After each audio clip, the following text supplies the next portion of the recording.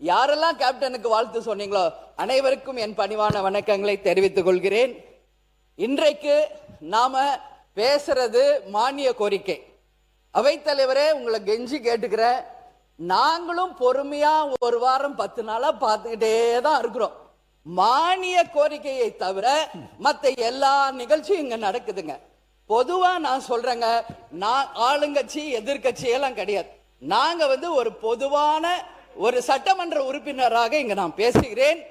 இங்க மக்களுக்காக பேசுறதுக்கு தான் இந்த சட்டசபை. ஓகே, உங்க கருத்து சொல்லுங்க, ஒரு 5 நிமிஷம் சொல்லலாம், ஆளுங்கட்சியோ எதிர்கட்சியோ.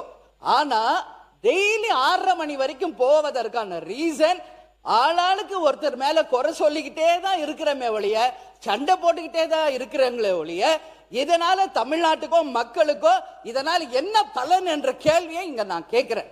ஆளும் கட்சியை தேர்ந்தவர்கள், இதுவரைக்கும் ஆட்சி செய்தவர்கள் எல்லாரும் சிறப்பாக தான் ஆட்சி செஞ்சிருக்காங்க. இதுவரைக்கும் யாருமே இங்க குறை சொல்ல முடியாது. எந்த ஆட்சியா இருக்கட்டும், அவங்க காலகட்டத்திற்கு தமிழ்நாட்டுக்கும் தமிழக மக்களுக்கும் அவங்க நல்லதுதான் பண்ணியிருக்காங்க. இன்னைக்கு உங்களுக்கு வாய்ப்பு கிடைச்சிருக்கிறது. உங்கள் ஆட்சியை மக்களுக்கும் இந்த நாட்டுக்கும் நல்லது செய்வதற்கு நீங்கள் எல்லா முயற்சி எடுங்கள். அதற்கு மக்களும் சரி, எல்லாரும் துணை நிற்போம் என்றுதான் சொல்றோம். ஆனால் இங்க பொதுவா நாங்க இங்க பாருங்க, எல்லாருமே அவைத்தலைவர் அவர்களே, நைட் அண்ட் டே எக்ஸாமுக்கு கூட இப்படி யாரும் ப்ரிப்பேர் பண்ணி இருக்க மாட்டாங்க. எல்லா சட்டமன்ற உறுப்பினரையும் நான் சொல்றேன், நைட் அண்ட் டே உட்கார்ந்து ப்ரிப்பேர் பண்ணி வர்றாங்க. ஆனா இங்க வாய்ப்பே கிடைக்க மாட்டேங்கிறது. எப்ப பாரு சண்டை சண்டை சண்டை அப்படின்னா மக்களுக்கு இதனால என்ன பலன்? நானு இப்ப நீங்க சொன்னீங்க, ஒரு நிமிஷம், வாக்குவாதம் என்பது ஒரு அளவுக்கு இருந்தால் ரசிக்கலாம். கடந்த 2 நாட்களா இங்க நான் வரல, மக்களோட சந்திக்கிறேன். மக்கள் என்ன சொல்றாங்களோ அதை இங்க நான் குறிப்பிடணும். இதுவரைக்கும் சட்டமன்றம் நல்லா போயிட்டு இருந்துச்சு, நாங்களும் இன்ட்ரெஸ்டிங்கா டெய்லி பார்த்துக்கிட்டு இருந்தோம். ஆனா ஒரு 3-4 நாளா வெறும் சண்டை தான் போகுதே ஒழிய இதனால யாருக்கு எந்த பலனும் இல்லை. இப்பெல்லாம் நாங்க டிவி ஆஃப் பண்ணிடுறோங்கிறாங்க. ஏன் இதுன்னு சொல்றேன்னா, இங்க மக்களுக்காக பேசணும், மக்களுக்கு நல்லது நடக்கிறதுக்கு தான் இந்த சட்டசபை என்பதை தயவு செஞ்சு எல்லாரும் புரிஞ்சுக்கணும். வாக்குவாதம் பண்ணுங்க, ஆனா 24 மணி நேரம் இருக்கிற 6:30 மணி வரைக்கும் வெறும் சண்டை போனா எப்படி? நானும் பாக்குறேன். முந்தானத்து 6 மணி கோரிக்கை, கடைசி வரைக்கும் 4 மணி வரைக்கும் 2 மானிய கோரிக்கை கூட நம்மளால பேச முடியல. அவை தலைவரே, இது ரொம்ப ரொம்ப மனசு கஷ்டமா இருக்கு. எல்லாருக்கும் நீங்க வாய்ப்பு கொடுங்க.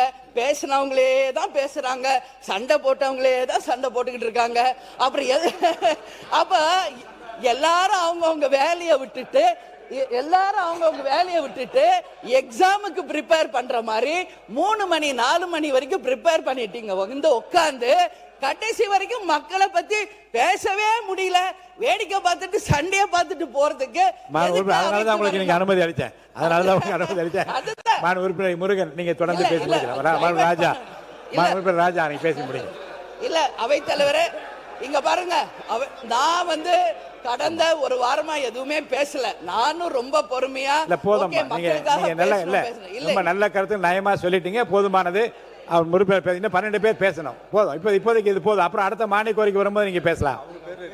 இல்லைங்களா, இன்னைக்கு மானிய கோரிக்கை நீங்க இருக்கீங்க, இல்ல 10வது இடத்துல நீங்க இருக்கீங்க. கண்டிப்பா பேசும்போது நீங்க நீங்க வரும்போது நீங்க பேசலாம், இப்ப வேண்டாம்.